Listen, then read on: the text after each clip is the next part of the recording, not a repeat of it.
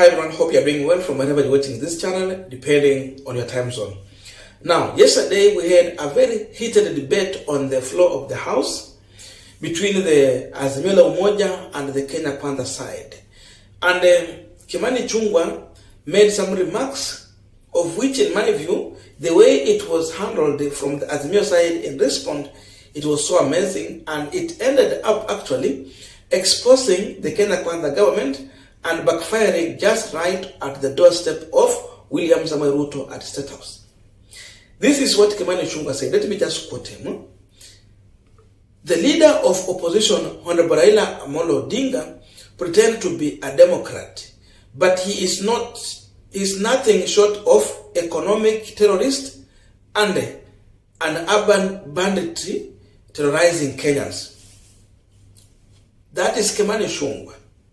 Imagine when Kimani Ichung'Wah is giving this statement, he is well aware that he is implying an improper motive on a person who is not in a capacity to defend himself on the floor of the House. So already he was wrong. But imagine he went further to say this. Remember, I'm talking about the majority leader in the National Assembly. A man leading the majority side. This is how he was able to go low. But then, the response from Rosa Buyu, it was so much amazing. Rosa Buyu responded to Kimani Ichung'Wah, and this is what she said. If we had mass action, then we had police officers who literally were supposed to provide the security. But then you find the police officers who were in the mass action went there with live bullet. So the question was, what was the intention of police who went to the demonstration with a live bullet? Was it to kill or to do what? Because at the end of the day, we are aware that a student at Maseno University lost her life. So it tells you that they were supposed just to carry this normal tear gas, but not live bullet. The intention was to kill. So if you are talking about terrorists, who was terrorizing these people and under whose order? Listen to Rosa Buyu, then we will continue this conversation. Mr. Speaker, in the long run, what the police said was they had no more tear gas and they had to resort to live bullets. Mr. Speaker, what happened to rubber bullets? Why must you go to a demonstration with live bullets if not with the intention to kill? Mr. Speaker, Article 37 clearly allows every citizen of this country an opportunity to picket and demonstrate if they so wish. Mr. Speaker, the only people who are armed in these demonstrations are the police. Now, Ichung'Wah is the one who came out with this discussion, which actually it is an unhealthy discussion.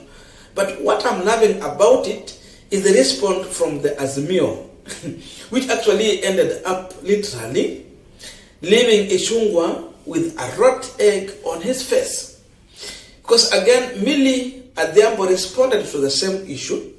And of course, she was very smart in her response.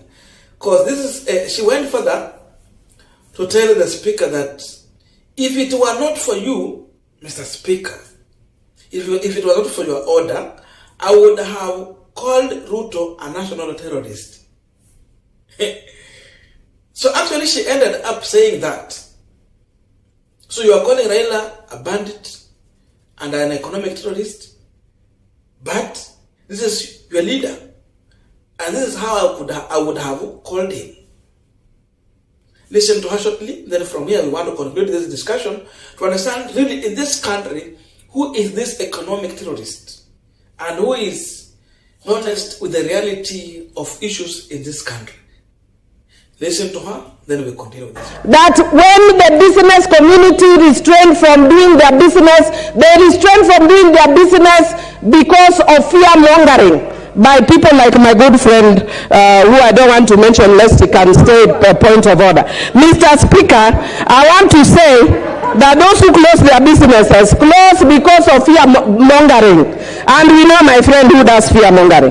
Mr. Speaker, because I know other members want to speak, I want to say this.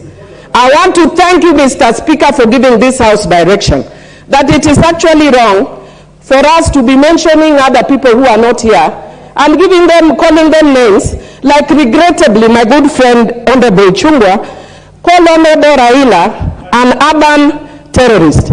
Mr. Speaker, if it weren't for your order, I could also have called Honorable Ruto national terrorist, but because of your order, I'm not calling him a national terrorist, Mr. Speaker. And finally, Mr. Speaker, I want to say that my good friend Honorable Ichung'Wah must tell us whether he's also of the LGBTQ community because of his preoccupation with Uhuru Muigai Kenyatta. That guy is a man, bwana. Don't be too preoccupied with Uhuru Muigai Kenyatta. Now, when Kimani Ichung'Wah was referring to Raila Amolo Odinga as economic terrorist, literally, he wanted to put it look like Raila Odinga is the one who is stopping economy to work in this country, just because he called for the mass action. But the question is, who shut the business in this country after Raila called for mass action? By the way, he said it will be a holiday. So Kimani Ichung'Wah should ask himself, who is the leader of this country? When Raila said that people should take holiday, everyone shut their business and they took a holiday. So who is the leader? And who are Kenyans listening to? Is it Raila or William Ruto? Then, who stopped the business in this country? Were Kenyans who were demonstrating, or Raila Amolo Odinga, or the police who are on duty? It is police officers who made situation very hard for anyone to access CBD. If you are going to buy, if you are going to open your business, you are not allowed. So, nani mwenye alifunga biashara? If indeed Ichung'Wah is talking about economic terrorist, maybe that person will be his leader. Because those are the people who gave order. It is the government. So if you're talking about economic terrorists, then it is the leader of that government, including Kimani Ichung'Wah, who is leading in the National Assembly. Because they want to sell fear, they want to sell lies, they want to mislead Kenyans to believe in lies, but not reality. He went further to say that Raila Odinga is an urban bandit terrorizing Kenyans. The question is, when we had demonstration in this country, nani mwenye alikuwa anapiga Wakenya wenye walikuwa na demonstrate? Alikuwa Raila Odinga na wafuasi wake, or it was police officers? Then if it were police officers who gave order, that will be the urban bandit that Ichung'Wah is talking about. And of course, it's the government side. So who are the leaders of this government? Ichung'Wah is among the leaders of that government, because now he's leading in the National Assembly. So he's the bandit himself. You talk about people who are terrorizing Kenyans. We saw how Kenyans were brutally beaten. The student who was shot dead. Women who are beaten. So who is the terrorist here? It is the government that is giving this order. Who are the leaders of this government? Ichung'Wah is leading in the National Assembly, and again he has his leader. Those are the terrorists. If indeed we have to refer to leaders as terrorists. So these are the people who made the situation very hard in this country. They are the ones who made business not to work. They are the ones who created the animosity which seemingly made the business operators not to open their business, because they were afraid the way protesters were handled. You know, these people were intimidating those people who were demonstrating. So you beat them because you wanted them to react again. When they react, what will happen? It will be a fight.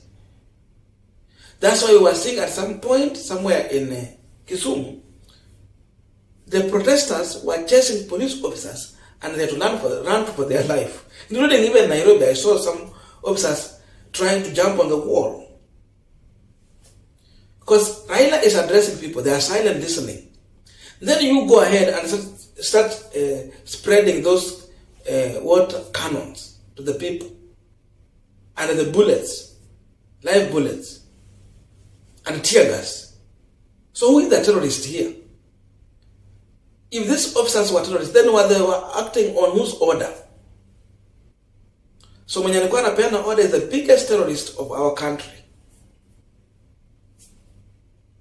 That is the reality on ground. So when these people talk, they should think before they come out to give some of the statements they normally do.